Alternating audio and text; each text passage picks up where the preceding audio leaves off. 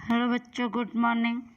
बच्चों, आज मैं आप लोग को हिंदी का पार्ट 6 सोना पार्ट 2 पढ़ाने वाली हूँ। आगे पार्ट 1 में आप लोगों ने पढ़ा और वीडियो को सुना, आगे उसका भाग हम लोग पढ़ेंगे।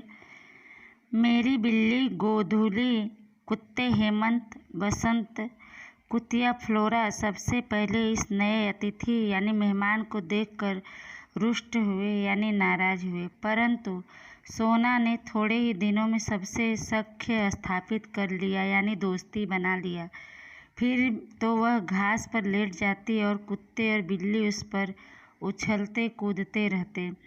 कोई उसके कान खींचता, कोई पैर, और जब वे इस खेल में तन्मय हो जाते यानी लीन हो जाते, तब वह अचानक चौकड़ी भरकर भागती और वे गिरते पड़ते उसके पीछे दौड़ लगाते।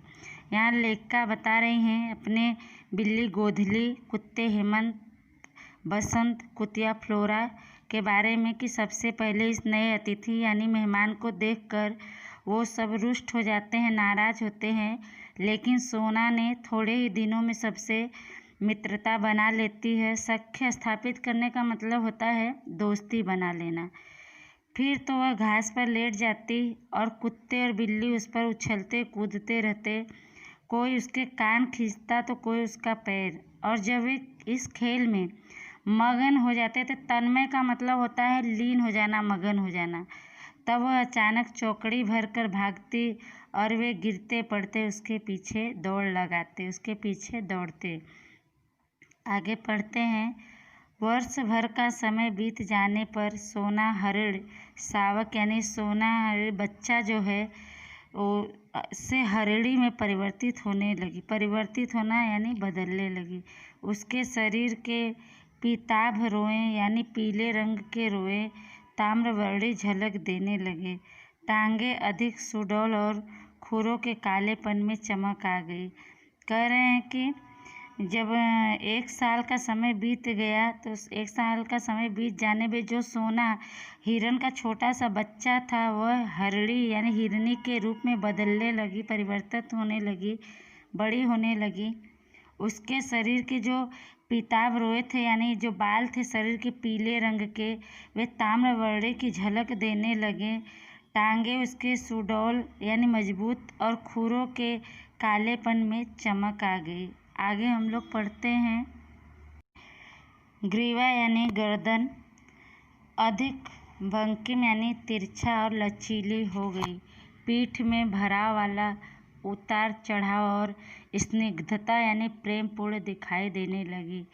परंतु सबसे अधिक विशेषता यानी खासियत तो उसकी आँखों और दृष्टि यानी नज़र में मिली थी। आँखों के चारों ओर खींची कज्जल लकोर में नीले गोलक और दृष्टि ऐसी लगती थी कि मानो नीलम के बल्बों में उजली विद्युत यानी बिजली का स्फुरण हो यानी पशुओं के बच्चे।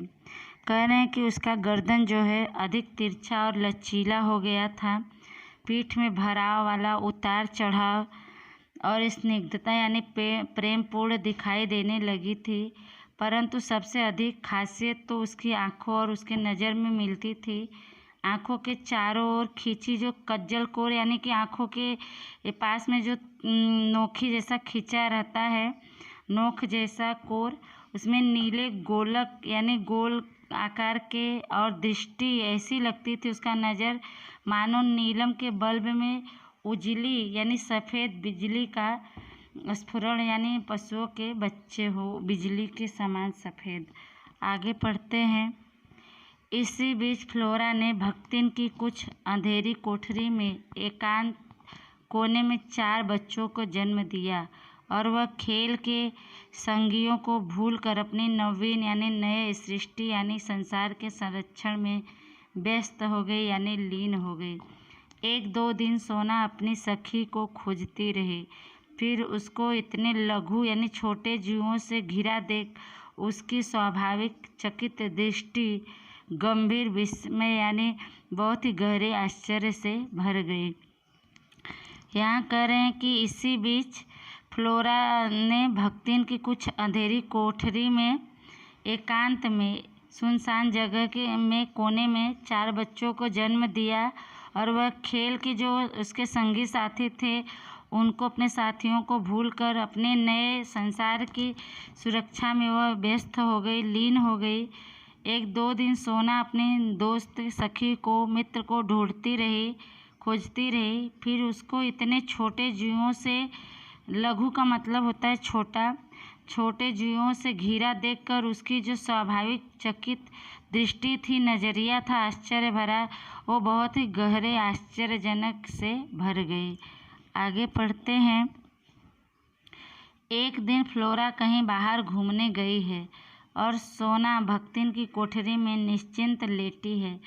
पिल्ले आंखें बंद रहने के कारण ची ची करते हुए सोना के उदर में दूध खोज रहे थे। उदर का मतलब होता है पेट।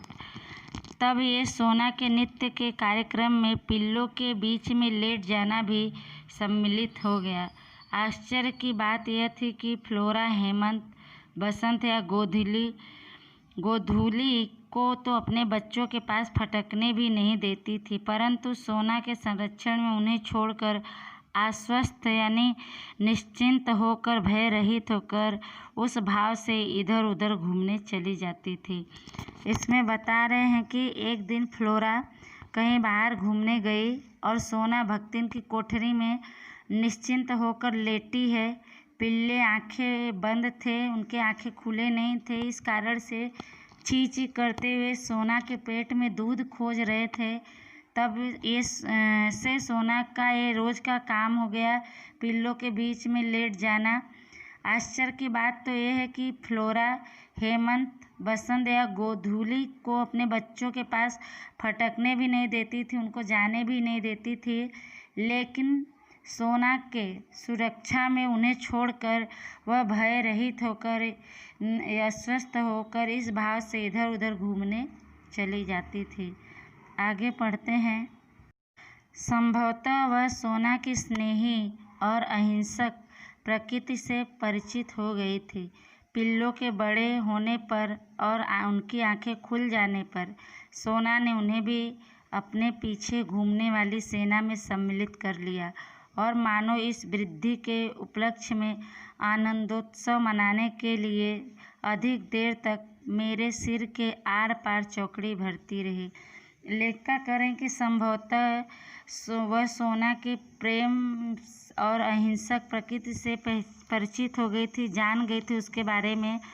इसीलिए पिल्लों के बड़े होने पर और उनकी आंखें खुल जाने पर सोना ने उन्हें भी अपने पीछे घूमने वाले सेना में शामिल कर लिया और मानो इस वृद्धि यानी बढ़ोतरी के उपलक्ष्य में, संख्या बढ़ने के उपलक्ष्य में आनंद उत्सव यानी खुशी का उत्सव मनाने के लिए अधिक देर तक मेरे सिर के आर पार चौकड़ी भरती रही, उछलती कूदती रही।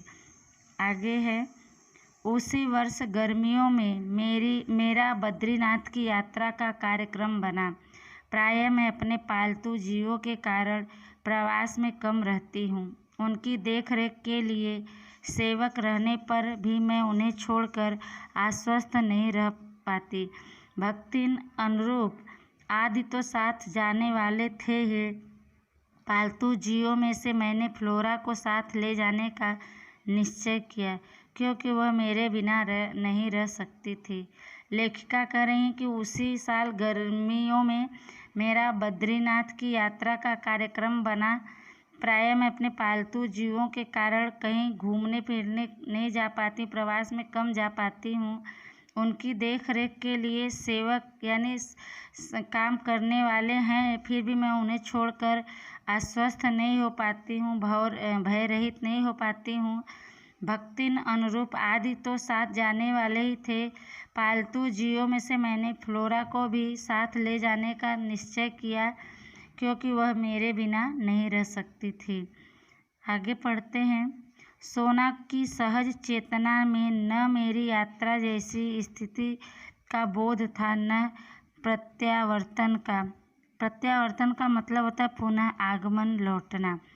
उसी से उसकी निराशा, जिज्ञासा यानी उत्कंठा और विस्मय यानी आश्चर्य का अनुमान मेरे लिए सहज था। लेखिका कर रही हैं कि सोना की सहज चेतना में, स्मृति में न मुझे अपने सफ़र जैसी स्थिति का ज्ञान है, आने का, लौटने का। उसी से उसकी निराशा, जिज्ञासा यानी उत्कंठा और विस्मय यानी आश्चर्य का अनुमान मेरे लिए सहज था, आसान था। आगे पढ़ते हैं। पैदल आने जाने के निश्चय के कारण बद्रीनाथ की यात्रा में ग्रीष्मावकाश यानी गर्मी की छुट्टी समाप्त हो गया। जुलाई को लौटकर जब मैं बंगले के द्वार पर आ खड़ी हुई तब बिछुड़े हुए पालतू जीवों में कोलाहल यानी शोर होने लगा। लेखा करें पैदल आने जाने के निश्चय के कारण बद्रीनाथ की यात्रा में गर्मी की छुट्टी समाप्त हो गई। जुलाई को जब लौटकर मैं बंगले के द्वार पर आकर खड़ी हुई तब मुझसे जो बिछड़े हुए पालतू जानवर थे उनमें कोलाहल यानी शोर होने लगा मुझे देखकर। आगे पढ़ते हैं। गोधूली मेरे कंधे पर आ बैठी। हेमंत बसंत मेरे चारों ओर परिक्रमा करके यानी गोल गोल घूम करके हर्ष की ध्वनियों से मेरा स्वागत करने लगे। पर मेरी दृष्टि सोना को खोजने लगी। क्यों वह अपना उल्लास यानी प्रसन्नता व्यक्त करने के लिए मेरे सिर के ऊपर से छलांग नहीं लगाती। सोना कहाँ है? पूछने पर माली आंखें पोंछने लगा और चपरासी चौकीदार एक दूसरे का मुख यानी मुंह देखने लगे। वे लोग आने के साथ ही मुझे कोई दुखद समाचार नहीं देना चाहते थे, परंतु माली की भावुकता ने बिना बोले ही उसे दे डाला। कह रहे हैं लेखा कि मेरे आने पर गोधूली मेरे कंधे पर आ बैठी। हेमंत बसंत मेरे चारों तरफ घूम कर हर्ष यानी अपनी खुशी की ध्वनियों से मेरा स्वागत करने लगे, अभिनंदन करने लगे। पर मेरी दृष्टि यानी नज़र सोना को ढूंढने लगी, क्योंकि वह अपना खुशी प्रसन्नता व्यक्त करने के लिए प्रकट करने के लिए मेरे सिर के ऊपर से छलांग नहीं लगाती। सोना कहाँ है? पूछने पर माली आंखें पोंछने लगा और चपरासी चौकीदार दोनों एक दूसरे का मुख देखने लगे। वे लोग आने के बाद मुझे कोई दुख भरी समाचार सुनाना नहीं चाहते थे, देना नहीं चाहते थे, परंतु माली की भावुकता ने बिना कुछ बोले ही सब कुछ कह डाला। आगे पढ़ते हैं। ज्ञात हुआ कि छात्रावास के सन्नाटे और फ्लोरा के तथा मेरे अभाव के कारण सोना इतनी अस्थिर हो गई कि इधर उधर कुछ खोजती सी वह प्रायः कंपाउंड से बाहर निकल जाती थी। लेखिका कह रही हैं कि मुझे जानकारी मिला कि छात्रावास के सन्नाटे यानी सुनसानपन से और फ्लोरा के तथा मेरे अभाव यानी कमी के कारण सोना इतनी बेचैन हो गई थी, इतनी अस्थिर हो गई थी कि इधर उधर कुछ ढूंढती सी वह प्रायः कंपाउंड से बाहर निकल जाती थी। आगे पढ़ते हैं। इतनी बड़ी हिरनी को पालने वाले तो कम थे, परंतु उसका खाद्य यानी खाने का सामान और स्वाद प्राप्त करने के इच्छुक व्यक्तियों का बाहुल्य था। इसी आशंका से माली ने उसे मैदान में एक लंबी रस्सी से बांधना आरंभ कर दिया था। कह रहे इतनी बड़ी हिरनी को पालने वाले तो कम थे, लेकिन उसे भोजन के रूप में खाने और स्वाद प्राप्त करने के इच्छा रखने वाले व्यक्ति बहुत से थे।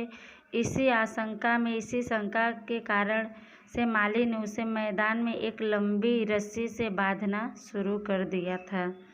आगे पढ़ते हैं। एक दिन न जाने किस स्तब्धता यानी शांत भाव की स्थिति में बंधन की सीमा भूलकर वह बहुत ऊंचाई तक उछली और रस्सी के कारण मुख के बल धरती पर आ गिरी। वह उसकी अंतिम उछाल थी।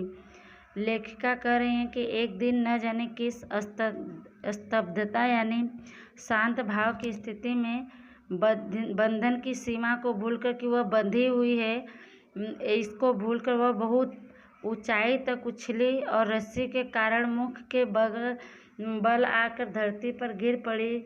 वही उसकी अंतिम उछाल थी। वह सब सुनहले रेशम की गठरी से शरीर को गंगा में प्रवाहित कर आए और इस प्रकार किसी निर्जन वन में जन्मी और जन संकुलता में पली सोना की करुण कथा का अंत हुआ। सब सुनकर मैंने निश्चित किया कि अब हिरन नहीं पालूंगी, पर संयोग से फिर हिरन पालना पड़ रहा है।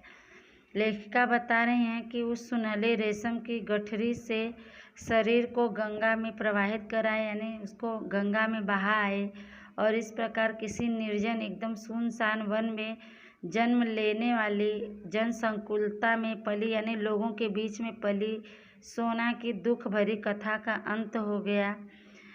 यह सब कह रही लेखिका कि सुनने के बाद मैं निश्चित की कि अब मैं कभी हिरन नहीं पालूंगी, पर संयोग से फिर हिरन मुझे पालना पड़ रहा है। बच्चों, यह पाठ आपका समाप्त हुआ। इस पाठ को आप लोग बढ़िया से सुनिएगा, अच्छे से इस वीडियो को, और इसमें जो आपको दिया गया शब्दार्थ उसको भी नोट में लिख लेना है। आगे का पाठ मैं बाद में पढ़ाऊँगी। जो भी लेसन दिया जाता है उसको आप लोग पूरा करके रखिएगा। तब तक के लिए धन्यवाद।